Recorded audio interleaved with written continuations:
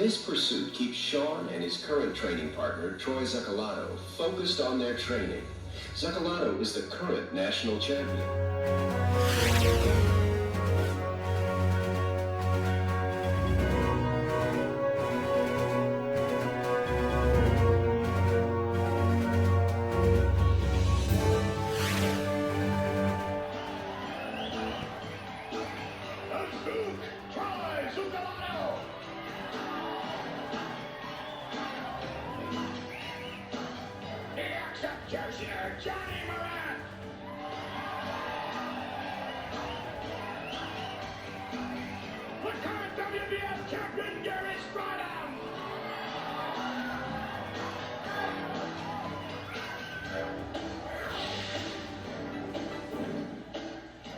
All right, we're here with another episode of Where Are They Now with the 1989 NPC overall national champion, the Zookster. Yeah. Mr. California, We're going way back, aren't we? Way back. Mr. Cal in 86, believe it or not. Do you know who won it in 85? Was it Tom? Touchstone. Tom Touchstone, yeah. And I think Mike Christian won it in 84. Was that the same year he won the I think Nationals? he was 83. And then Doug Stagnoli or he won in 84. And then Tom in 85, I in 86, and you in 87. And I think Bob Paris won it before that, or Roy Littlemeyer. Yeah, one of them did right before Christian did. So those are some names. We knew back then, but winning the Cal, it was like, okay, you're the man. Yeah, exactly. And I watched you win the California. Before we actually started working out together, you won the Cal. Right. I don't know how you won that without my help. But you won the Cal in 1986. What did you do before that? How did you get started? Well, I started basically for football. I was, working out. There was really no place to work out back then. I lived in Riverside at the time,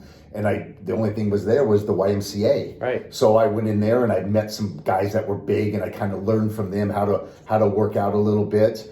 And then they opened the Spectrum gym. And Spectrum. Ted Williamson? Ted Williams, yeah. Ted Williams, yeah. Yeah, Williamson, yeah. He started that gym, and so I started training there, and that was really the first big gym I ever trained at that had everything equipped. Right. And then... Who were some of the big names when you were coming into the game back then? Like who? Oh, I remember, seeing Rory Liedermeyer and Tim Belknap, Mike Christian, Tim Belknap.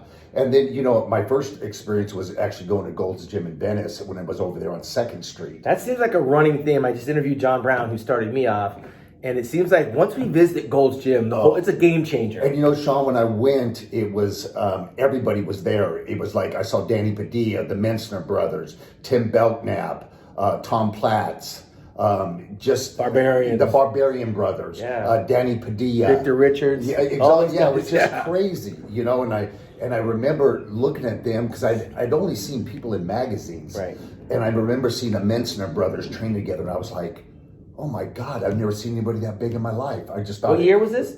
Oh my gosh, that had to be maybe 19. I graduated in 80, so probably 81 or 82. Okay, yeah, 81, 82. Yeah, and it was just, I was just like, oh my God, I would love to look like that. But you're a long ways from Gold's Gym. So then you had to come back out to Riverside. Right. And I believe, was that at the time you were working as a youth counselor or something? Yeah, I was a probation officer basically at Juvenile Hall. Wow. I was an institutional probation officer, what they called it, an IPO. Mm-hmm. And that's really... what I was doing for a living at that time, but I was trying to make bodybuilding my career. Right. So I would go in early, early to the gym, and then go to work. Obviously, did you try to work your way up? Did you do the Mr. Orange County or? That was my actually first contest I did. I was 17. Wow. And I didn't. Back then, Sean, they didn't have Pro-Tan or tanning products. White as it goes. I had, postage trucks were that thick, and I had, dials green color. Yeah. So I didn't know anything, and I just learned the mandatories. Basically, I didn't even diet.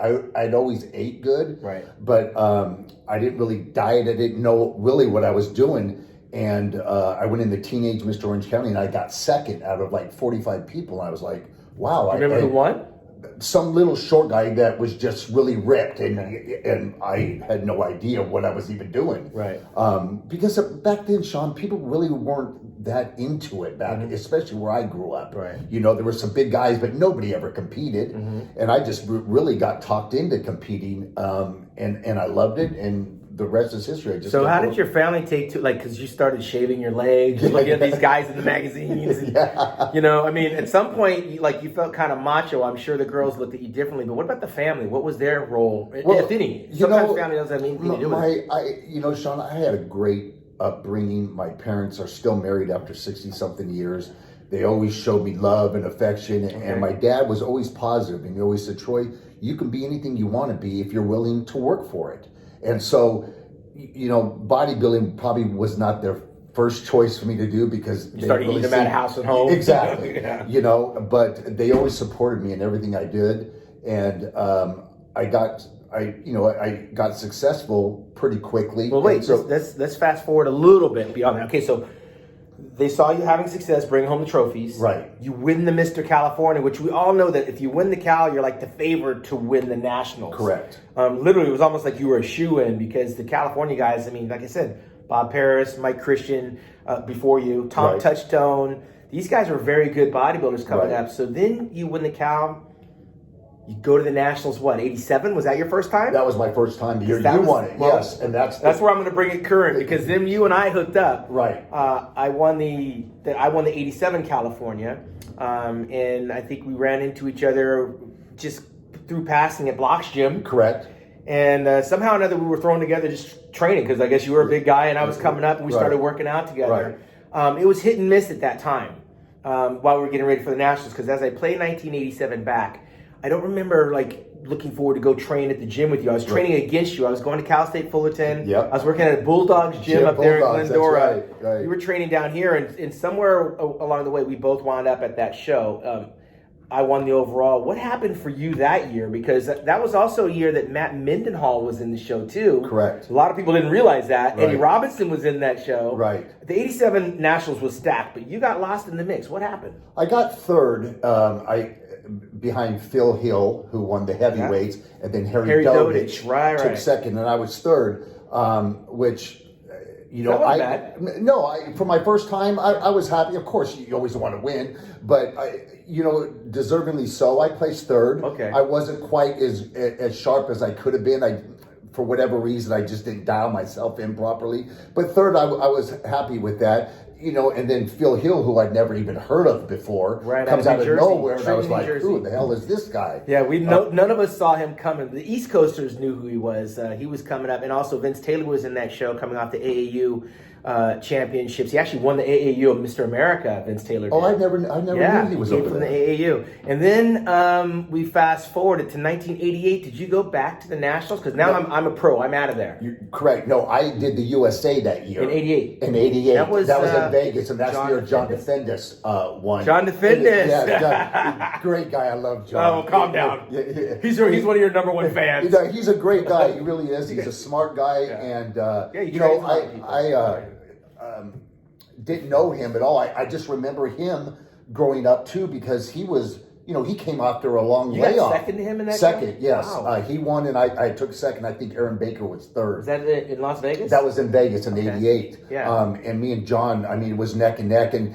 it could have gone either way. So I wasn't, you know, of course I wanted to win because I thought I looked really good. But John came in dialed in, and he looked great after being in a long layoff for him because you know he competed years before that as well. Yeah, I never knew of John Defendis until he won. Yeah, I remember John. I remember his name and looking through the magazines back then, and he was on his way up, and he was doing really well. And then he kind of quit for a while, and then this was his comeback, and he came in and he looked fantastic. Well, we all know what happened after that because 1988 I did my first Olympia, and then I really did start working and training with you. Yeah. Along with Dennis Newman, the little upstart out of Salinas, California, some little surfer boy, some lost. He's like a lost boy. That lost soul. We just kind of threw him in there as a punching bag. But 1989, dude, you came out like gangbusters, and it was a game changer because even before then, you were already getting cover shots, I believe, on Muscle Fitness. Right. So people knew who you were because you won the Cal. And that's the beauty of it, Sean. Back then, you know, you didn't have to turn pro, and you were getting a lot of publicity, especially in California. You got a lot. I did. And Joe Weider, I had a good relationship with Joe. He loved my look, and so I got a lot of publicity up to that point. Right. Where today, really nobody looks at magazines anymore because everything's on social media. Right, but in 1988, Troy, or in 1989, was it 88? 89, because Vince Taylor won it in 88, the Nationals. That's right. 89, yes. After you had done the USAs, you came in and you literally earned your spot because everybody knew that you second to John DeFinis, you were already third to Phil Hill, and now is your time.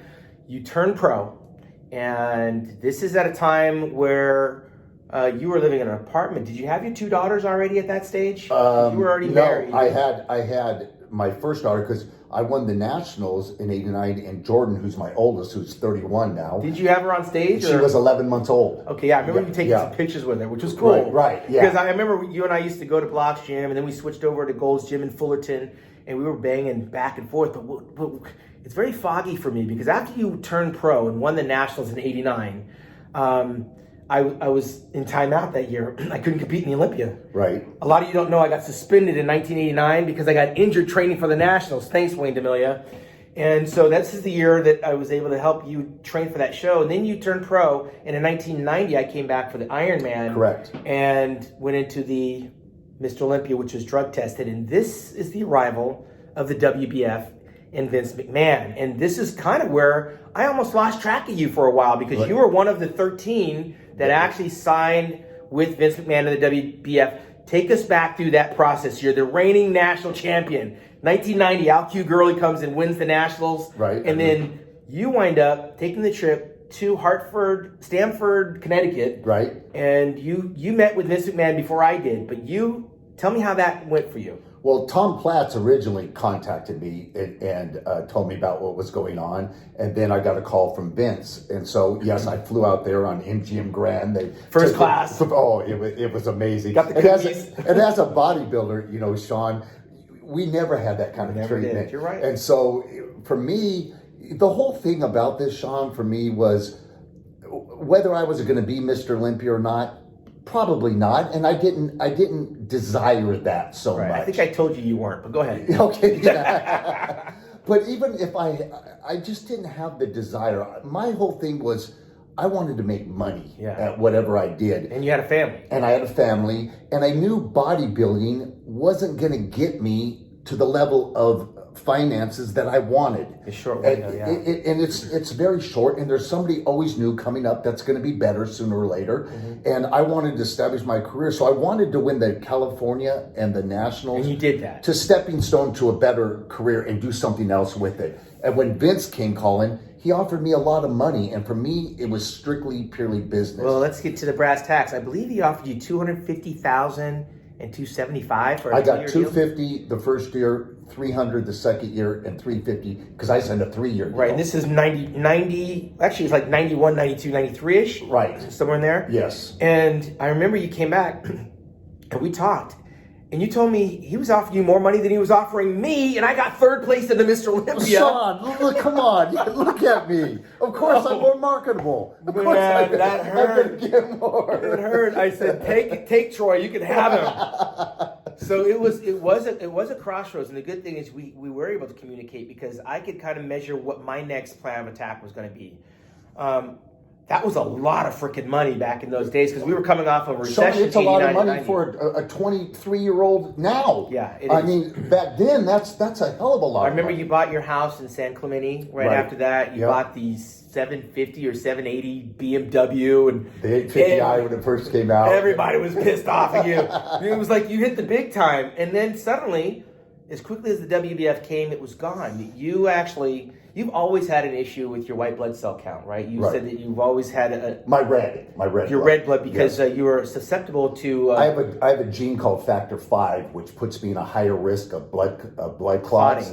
Yes, it's just a rare thing that's in my blood. It's inherited through my family, and you had natural low testosterone, which you found out through this process. That's correct, and. So it just put me at a higher risk. And then obviously anytime you're doing the stuff that we have to do at that point, it raises your blood count, which just put me in a higher risk of getting clots. And eventually I had one. Right. But then you also you signed that contract. Then you had your second daughter. Correct. I had her in 94. 94. Okay, Yes. so you're in a pretty good position now because you only had to do 2 shows. Right. You didn't have to travel around the world. No. You weren't making a whole bunch of appearances. No. You literally were just getting a free paycheck every month. Pretty much, yes. In the third year, there was absolutely nothing to do. Right. I got paid and didn't have to do one appearance. Amazing. So let me ask you something, because I know, like, I interviewed some of the great ones. I've heard Ronnie Coleman say this, even Linda Murray, and even Mia Finnegan most recently. They all came from the background that, like, you know, I never did it for the money. But you and I never came from that class. They made it sound like they would have done it for free. Yeah. And with John Brown's influence and the way we kind of came up, it was always about the money. This is a business. Exactly. You're one of the few guys that approached it like a business. You made a very business decision for your family. You were able to buy a house when most people were in apartments. Right. You were able to start your family. You were able to pretty much get out unscathed. And you took that and you ran with it, right? We're going to come back to it, but you ran with it, and we're going to fast forward. What did you do with all of that? Because you had a very successful family and a lot of mentorship. You said it was a close-knit family, so you had some guidance. What did you do after bodybuilding? My brother, my oldest brother, is a builder, and he's been very successful. Right. And so he said, "Troy, with this money, let me invest it for you." Because, you know, for me, Sean, I would have bought 6 cars. Yeah. You know, Strip clubs. Yes. You know, crazy. So we started in the car wash business, and so which I still have, and it just gave me foundation and a backup plan in case what I was doing wasn't working, that I at least have something to fall back onto where I was getting residual income every month. Right. And then obviously in 94, when I pretty much, you know, Sean, at that time I was just burned out because I'd been competing as a teenager, and I just, the thrill and the joy for me wasn't there anymore. And that was the same time I was turning it up. Exactly. That's where that second, exactly. You were in a different headspace. Yeah, but Sean, you were right there banging the door down to win Mr. Olympia. I wasn't even in the stepping stones at that point because I never really pursued it. Right. I remember. Do you think the money made you complacent? Because that's a lot to have to do nothing. It is. It is complacent, but I knew. Sean, I mean, what was the Mr. Olympia back then? 100,000 for first? Barely. Yeah, and see, for me, it's like, here you got the best in the world at what you do, and you're making $100,000. So you were doing the math. And I'm making more than that, sitting on my ass doing nothing with the WBF. Right. So for me, it was Did it like, take the incentive away? Like it did. It took the desire, and I'm like, I remember the after I won the Nationals, Wayne D'Amelia calls me up and says, "Troy, I want you to come to the Night of the Champions," which is generally what the national champion does in his first pro show. Yeah, Lee Haney and I said, "What was the prize money for that?" And he said, "First place is $10,000." Yeah. And I thought to myself, so I said, I think it was always 10,000 all Yes. the way till like 2002. and I said, Wayne, I go, as a businessman, I'm looking at this as a business. It's going to cost me more to get ready for that show, even if I were to win it. I go, then the second place drops to $5. You think that's part of what's wrong with the sport of bodybuilding? The athletes It's they're so in love with the sport, right? They're so in love with the competition and the opportunity that they don't realize that the tanning company, the hair and makeup company, the promoter, everyone's making money but the athlete, and they're willing to just do it. That's why, Sean, I don't never understood why us as bodybuilders never formed a union. Yeah. Because we are the ones that are drawing the people to come. It's the people behind the scenes that are making all the money, and we get nothing. I mean, even today, Sean, what is the Olympia? $400,000? Yeah. For $400,000 to be the best at what you do in the world, and there's guys in the NFL that never even touch the field that make more than that. Yeah. That's a disgrace. But don't you think you're coming from it as a businessman? I think you and I were cut from the same cloth. It's always been about the bottom line. I actually tried to become the athlete's rep to form a union, and it got rejected by more so the athletes than anyone else. So I washed my hands with it. But that's part of what's still wrong with our sport, is that the athletes are just grateful for what little crumbs they get, and would literally compete. Ronnie Coleman got in an argument at the press conference with me, of all people, about trying to argue for everyone to get paid. And Ronnie's like, well, why complain? Well, yeah, you're winning all the prize money, and you're winning all the shows. You're not going to complain, but you're not seeing what the bigger picture is. That's right. But you saw that bigger picture, and you went and ran with it. And you did come out of retirement just because you must have gotten bit by the bug to compete one more time. What year was that? Did 96. I think I did the Chicago. And it was mainly because I'd signed with Weider again, and he wanted me to compete. But I was just competing in the last one was with the WBF, and I was completely drug free. Right, I saw that. And I signed with Weider, and in 3 months he wanted me to compete again. And for one, there's no way I could get ready. I'd been off training for so long, and I just didn't have the desire anymore. But didn't you think that you had to be sitting at home going, I'm getting these monthly checks doing nothing. This is not going to last forever. Right. Were you nervous? I really wasn't, Sean, because I knew, like you, a lot, Sean, in some aspects, I'm relentless, and I won't sit back. It's like, when bodybuilders, they think because you win the Nationals of the world that the phone's going to ring off the hook and you're going to get all these appearances. Right. No, I had to hustle to get guest podium appearance. I sent my picture to every promoter there was because they have too many to choose from. And I think bodybuilders just think that the phone's going to ring off the hook when they become pro and all these endorsements are going to come. And it doesn't happen. Who was your biggest competition back then? Like somebody that got you out of bed in your mind? Was there somebody out there that you're like, man? I always was scared of Matt Mendenhall just because he was always so close and he had a similar look. But structurally, I think Matt was incredible. Yeah. But he just never dialed it in 100% to take that. And I remember even the year I won the Nationals, Matt was in it, and I saw his name on the list. I was like, "Oh my God!" Like he was here in we the go show? again. Yes. Oh, on the way in, you saw that? Yes. I go. Here we go. I'm going to take second again. Yeah. And then when I saw him take his sweats off, I go, "Good, Yeah. thank you." Yeah, because I was dialed for that show. Matt was way down on this, wasn't he? I think he was like 15th. Yeah. He looked nothing like. What about Rory? Because he used to have a flex at gym. We used to see him back in the day. Yeah. Did he motivate you too a little Rory bit? too. Rory actually helped me for the California, the year I won it. Put me on a diet, taught me how to train properly, and really got me in great condition for really the first time because I didn't really know how to dial myself in at that point. Right. And then I learned from Rory. The problem with Rory is he could always tell you how to get there, but he always lacked it for himself. Yeah, there's a lot of people like that. He never got, the photos you see, I think it was the 83 Nationals. Whoa, he was close. He was close. He was so close. Yeah. I mean, him Bob and Mike, Harris. and Bob Harris, they all could have gone either way, really, in that show. I thought Mike's leg were a little bit too Yes, light. yeah, but I thought Rory and Bob were Beautiful. just We incredible. could use the word beautiful when we talk about the 1980s. Yes. If you haven't seen the 83 Nationals, go online and watch it on YouTube. We're talking Roy Lemire, Bob Paris, Mike Christian, Rich Gaspari. Matt Mendenhall. It was ridiculous content. Unbelievable. That was the time. That was where everybody, I think, got motivated. In 83, I was like a junior in high school. Yeah, exactly. And Gaspari was fifth in that show. Gaspari, he was a heavyweight. Exactly. So going back over all of that stuff, I remember watching the WBF show, and it looked like a pretty spectacular thing compared to what we were used to. All the athletes looked like garbage. I got to be honest. I mean, Gary Stridham was the only one that looked like he still didn't lose a beat. Right.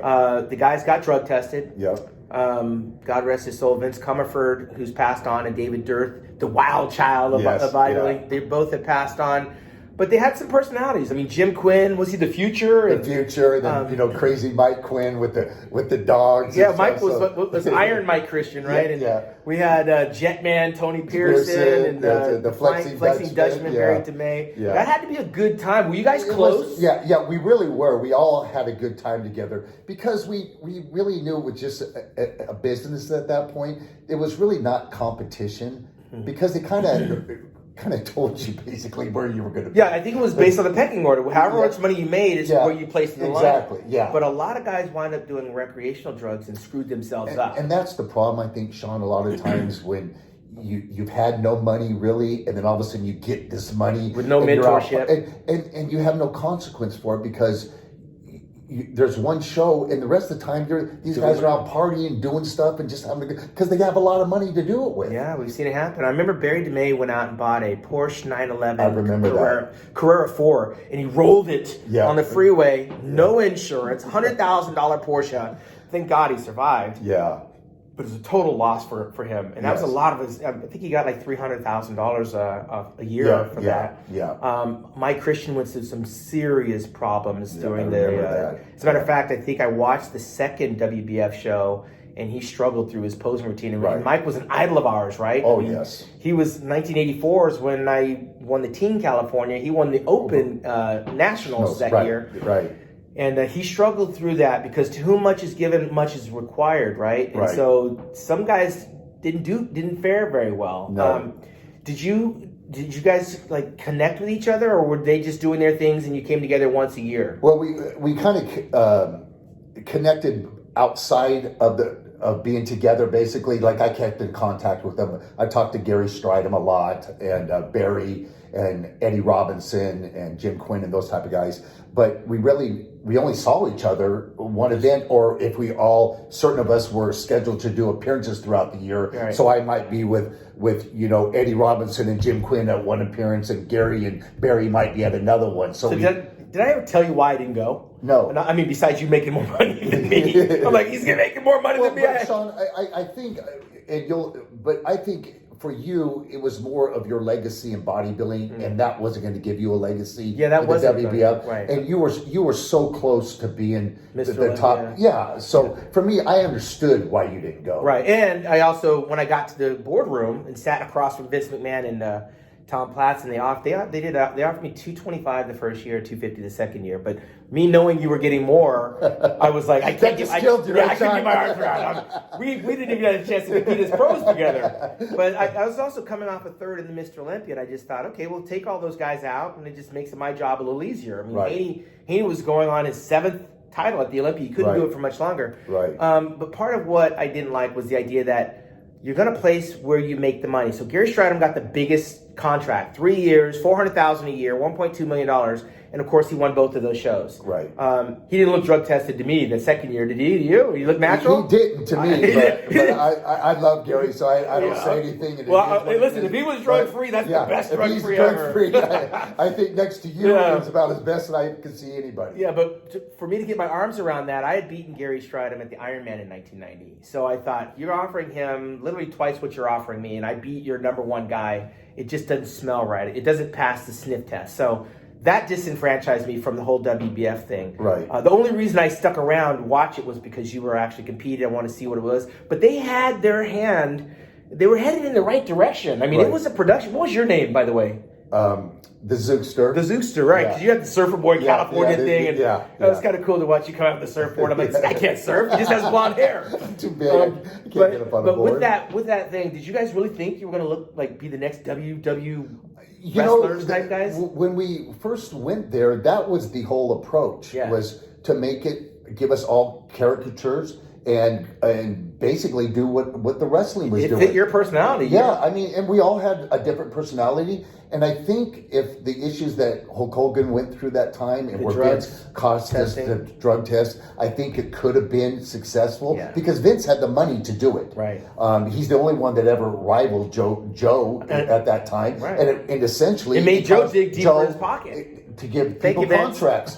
So to us, you guys got contracts, you other bodybuilders. It actually helped elevate the sport because there were a lot of good things to take away from that in terms of production value. And that production value was great. It was at the Long Beach Convention Center, which is where they held the 1997 Mr. Olympia Championships. And that was kind of cool to go over. But let's fast forward now. So your daughters are 31 and 30 or? 31 and 25 now. 31 and How are they doing? They're doing You're fantastic. Actually working with one of them. My oldest is actually running my wine business for me. It's actually, I did it for her, basically. I just had to put up all the money. Yeah, well, let's put out the wine business. Tell us about the wine. And I know nothing about wine because I don't drink. Right. My family, obviously, we were Italian, so they like wine. But my daughter has a passion for it. And she came up, gave me this concept. Like every time she would go out, we're going to have a Shardy party with my friends. It's called Shardy Party. It's called Shardy Party. White wine only? It's only, we all started with the Chardonnay, but now we're getting into some reds and some other. When you get to the reds, holla at me. Yeah. Go ahead. So we started with that, and she came up with this concept, and I said, hey, look, I'll fund it if you're willing to work at it and make something happen. So it's done very extreme. Yeah, it's been a year since we launched it. Mm-hmm. It's done extremely well. Can we get it online? You can get it online through Shardy Party. ShardyParty.com.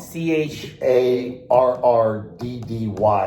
Party.com. I'm glad you said it when you're sober. Yeah, because it's it was trademarked the other name. Oh, so yeah, that's right. I had to spell it differently. Okay. But it's through our website, ShardyParty.com. Nice. And we're in 18 restaurants, a lot of other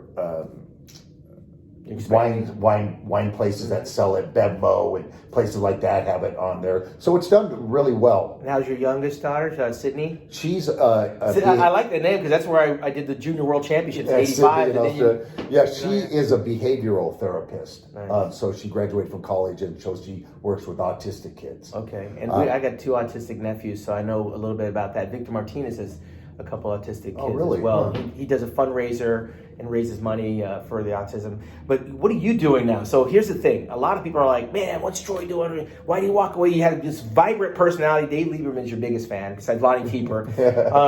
But you got into the anti-aging thing. And here's a segue, because you were a sickly bodybuilder. You were kind of sickly. Yeah. And then somewhere along that, you found this anti-aging movement and got involved with the right people, and it's taken off. It's done very well. It's done I started this in '94, so I've been here 26 years now. Mm-hmm. I did my first, I remembered at that time, Sean, growth hormone had just gotten approved for anti-aging purposes. Right. So I said, you know what? I'm in Newport Beach. People love to look good and feel good. There's tons of money here, and people don't mind spending it to look better and feel better. So I went to the American Academy of Anti-Aging Medicine. I got certified through them to open a clinic, and then I hired a physician to be my medical director, because obviously I need an MD to do this. And so I started one in Newport Beach, and now I have one in La Jolla and in Dallas. Right. And they've been extremely successful. Yeah, it seems like besides the CBD business, everybody's into the anti-aging. Because now, like, people our age want to try to keep that youthful, vibrant thing. So you have a lot of guys coming in here going, hey, man, I'm 50 years old, and my kids are in college. I just don't have the energy. I have the desire, but what do you tell this guy? So what's the first step? The first step we do is I do a complete blood profile, and where I test all of their hormones, their memory hormones, their testosterone free and total, their growth hormone levels, their thyroids, their CBC counts, their cholesterols. Pretty much everything is tested in this. And then, usually when you reach the age of 30, your hormones start depleting, and essentially that's why we have low energy, low sex drive. We don't have that desire to work out anymore. Metabolism slows down. Metabolism slows down. We put on fat easier. Our body's converting more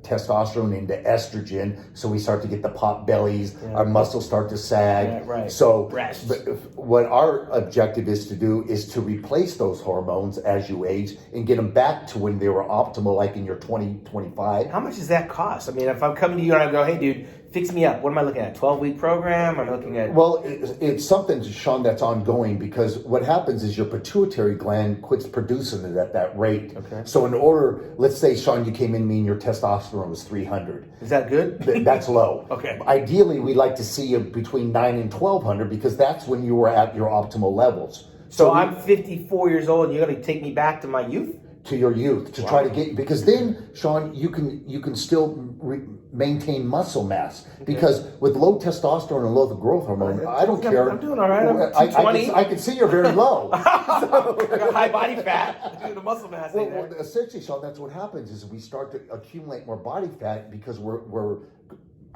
producing more estrogen in our system as a man. As you get older. So what we want to do is we want to stop that from happening and convert it into free and total testosterone, lower our estrogen. So even when we're in our 50s and 60s, we're still able to gain muscle mass. So who's a good client for you to come and see? Like, for me, I feel like I'm fine. My energy's fine. My appetite's good. Right. I got a little more body fat because I like to eat. I'm not training as much because it's not the first thing I want to do every day. I did it my whole entire life. So I feel like I'm normal. Now, statistically, if I come in here and get hooked up, maybe I'm not normal. And you might not be, Sean. But if I feel fine, I shouldn't come see you, right? Well, it depends on what your desire. If you feel fine, that doesn't necessarily mean you're low, because you could probably feel better. Okay. And usually when you're low in testosterone and growth hormone, you just lose it messes with your mind, because you get depressed easier, because your sex drive might deteriorate. Your muscle isn't as hard like it used to be. So by the time they come to see you, they don't have to be convinced to come see you. They're coming because they feel a certain way. And most of them have done a certain amount of research, realizing that why it's so important to replace your hormones as you age. that it's an easy sell. So for you, are you kind of a Dr. Phil? We're in your boardroom at your office now. Right. Are you like the Dr. Phil at first? You get the blood test, right. then you kind of give them some advice based on what the results are showing. Right. And then it's an elective situation for how far or how in-depth they want to get with what you're talking about, Alpha. Correct. And then what I basically do is I do the consultation. I explain the program to them, explain the cost, the fees, and everything else. And if they're still interested at that point, I give them a prescription to go get their blood done. They get their blood done, I get the results, and at that point, I coordinated the time to come them to see the physician. Oh, I was going to say, I don't want to come in here and you have the mask on and you're like, come on in here, come on in, sugar.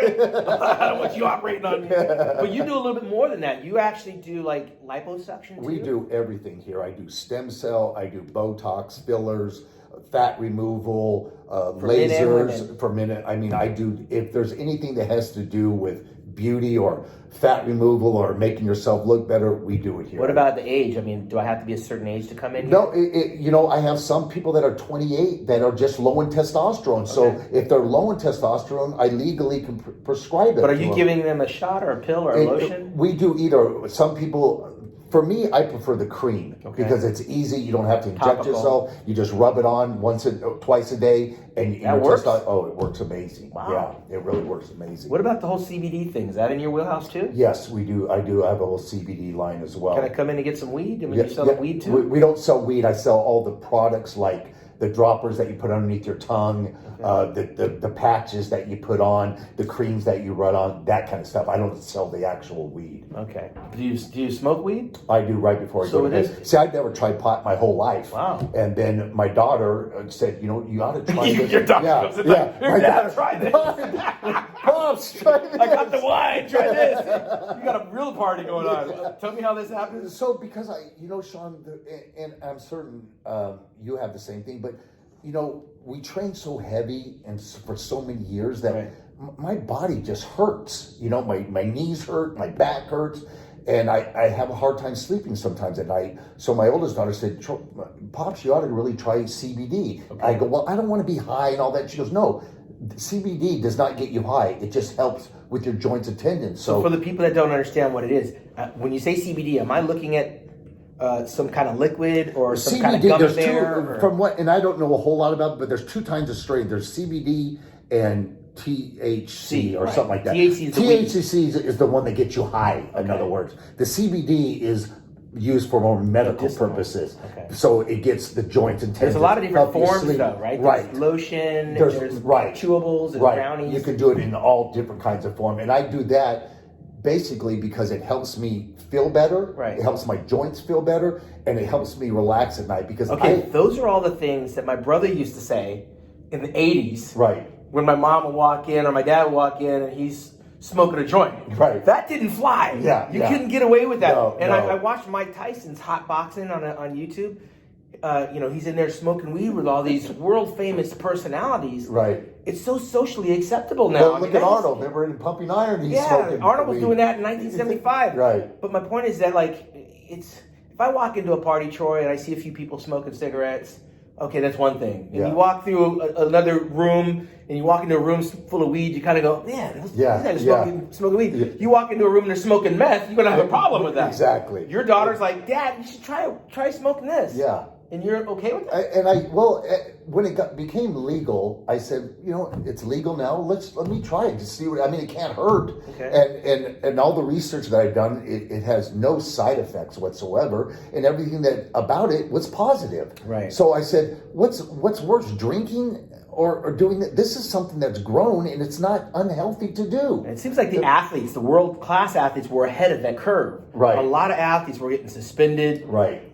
Getting fined, all kind of issues with smoking weed. Which I don't. Had a bad rap. I just don't get that. I don't understand. They'll let them take all these painkillers that hurt your liver, hurt your kidneys, everything else, but yet they won't let them smoke marijuana, which has no known side effects, no health problems whatsoever, to make them feel better. I mean, these guys running into brick walls every Sunday, right? And they expect them to recover and do it all over again. I think the argument was always that it would lead to something more stronger? Like, there's a certain level where I'm only going to get so high smoking this weed. Give me a needle and freaking let me strap it up and find a vein. And that's the exact truth, Sean. That's the issue I think that most people have. People looking for the higher high, exactly. trying to go to the next level. So I would be blown away, Troy, if my 18-year-old daughter walked in to the room with a joint in her hand instead of a cigarette. Like, cigarettes is socially not acceptable for me. My mom smoked her whole life. Right, my mom used to drive on the freeway with the windows up, and I'm over here trying to get a breath of... And she'd tell me to shut up and stop complaining, right? Now we know that cigarettes are very dangerous. But, man, everyone that I know is like, that's older, that has issues, that got banged up a bit, they're getting high and smoking weed, and they've actually done the research and say that it's okay. It is. It actually is. And it took myself too, Sean, from being so, I don't drink alcohol. I never have. I've never done a drug in my life. And for me to accept that, it was like tough, especially when I go, what do you mean? You smoke that?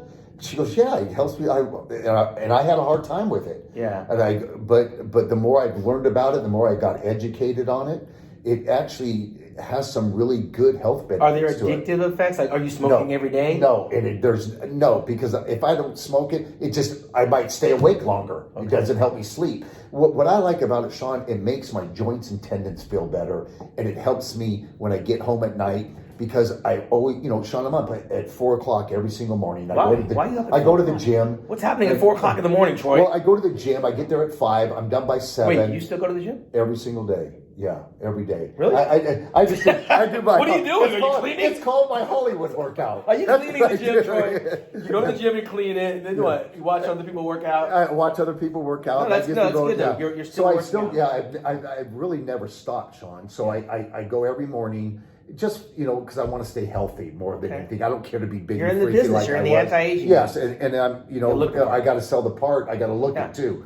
So my goal is just, I try to stay fit and healthy. And then I come to the office. I'm here by 9. I get out of here at 5. And then I leave here and I work on my wine business till about 8 o'clock at night. And then I go home basically for an hour, and I'm tired. I want to go to bed because I get up at 4. Are you laying in the bed smoking a joint?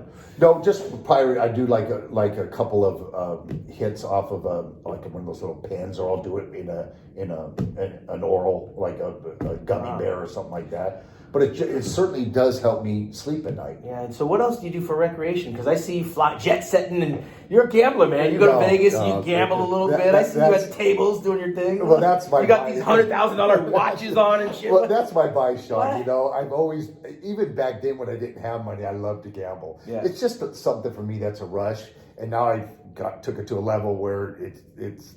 Yeah, you're getting flown in to gamble nowadays. Yeah. So what about the girls? The girls are out of the house? The girls are out of the house, doing their own thing.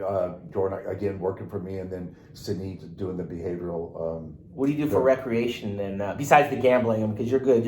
You got to know when to fold them and know when to hold them. But besides going to Vegas and doing that, you watch football? A big football fan. So, I work with a lot of the athletes, so I'm really up on that sport. I know who's being traded. Are they being tested too, though? Because yes, a lot of guys try to use the anti-aging route to get around the drug test. Are they coming to you? And they do get tested, but there's certain things that you can still do that are not on the ban list. Okay. And not on the ban list that they can still do without failing the test. What's the last bodybuilding show you went to? When was it? Well, I go to the Olympia every year. But but you always wind up at the tables. Away from the tables. I saw you there. But I like to go to the Olympia, Sean, just because I like to see people that I haven't seen. Like I saw Barry DeMay this year, who I hadn't seen since he was at the Legends booth. The WBF days, and I saw Mike Christian, who I don't get to see a lot, who I still try to stay in contact with. I really got had good relationships with both of them. What about today's athletes? You know any of them? I really, Sean, to me, I'm not impressed with bodybuilding anymore. I don't like the look of today's bodybuilders. What does it look like? Well, I mean, to you, what do you see when you look at the guys? Well, I see, there's hard work like we did, but there's no aesthetics anymore. You don't see guys like you or Bob Paris or Lee Labrada or Francis Benefato. It's interesting because all those guys never won. They didn't win the big one. But for me, to look like some of these guys like Ronnie and no disrespect to them, but Sean, if they came to me right now and said, you know what, I can make you look like it's right now, and you would win Mr. Olympia, I'd say I don't want to look like that. It doesn't inspire No, it you. doesn't. It doesn't matter. Even if I knew I could win, I don't want to look like that because it's not pleasing to me. Right. And the sport to me, Sean, has just gotten crazy. I mean, back when we were doing this, you had 2 avenues where you could turn pro. You had to win your class at the Nationals, or you had to win the overall at the USA. That's it. Right. Now you open up a Cracker Jack box and there's an IFBB pro card. I think they give like first, second, and third in some shows. And to me, that is just taking the whole validity of the sport. Yeah. It's just not. I mean, there's guys, Sean, that I've never seen, and then I look at them on Facebook or here at IFBB Pro, and I'm like, what the hell have you won? Yeah. Do you remember like when you did the USAs, like when you got second? Right. Everyone knows the next show you do, we could expect that you're gonna be a front runner, right? Right, Like exactly. you moved up and won the Nationals.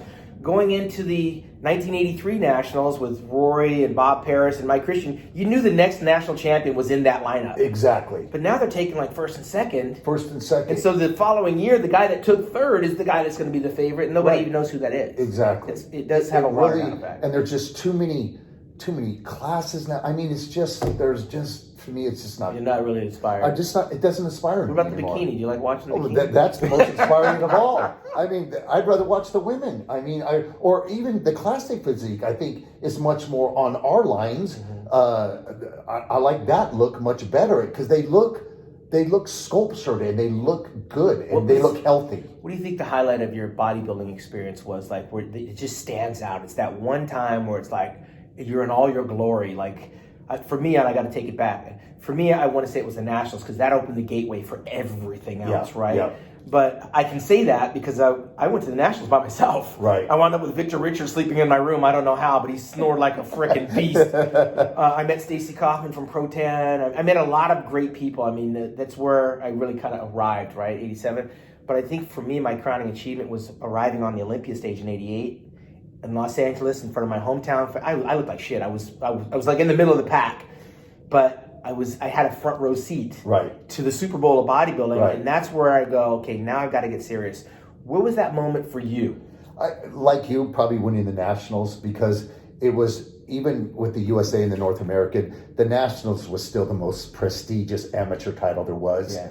And and now that I look at it in hindsight, I'm glad, not glad, but I'd much rather won the Nationals than winning the USA in 88 when I took second. I think it was meant for me to go the next year and win the Nationals in the overall because that was really an accomplishment because everybody knew that when you win the Nationals, you're going to be one of the favorites in almost every pro show after that.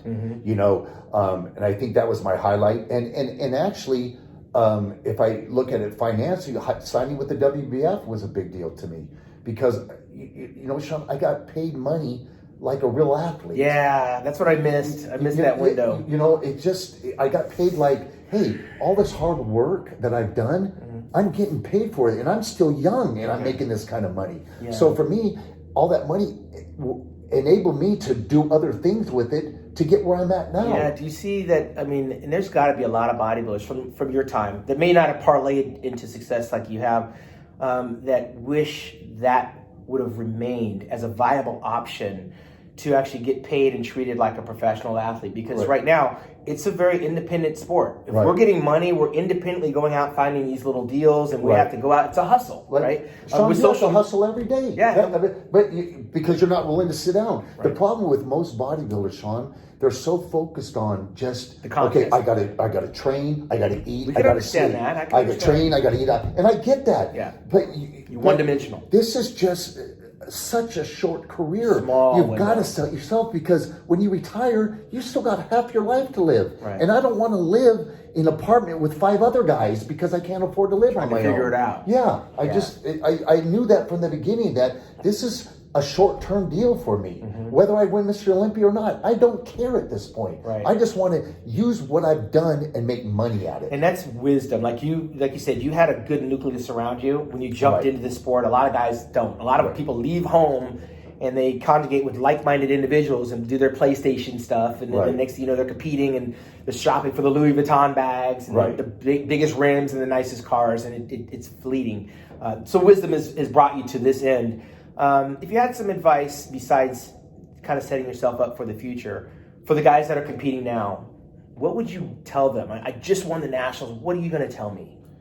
To use that to further your career, because yes, you'll make money, but the money outside of bodybuilding. Yes, outside of bodybuilding, because there's no money in Have plan body. B. If you're just working on bodybuilding to make money, you're never gonna survive, because it's too short-lived and the money is not there. Now, if you were making 3 or 4 million a show, I'd say pursue that, because you can make money and then use that money to do other businesses with it. But the amount of money you make, it doesn't give you enough money to take that money to invest in others, because that money you still have to live off of. Which is my point. It is about the money, ladies and gentlemen. You can train and compete because you just want to be the best, but this is a business like any other business there is. And Troy got a hold of that very early in his career. I'm going to drop a couple of names for some comments.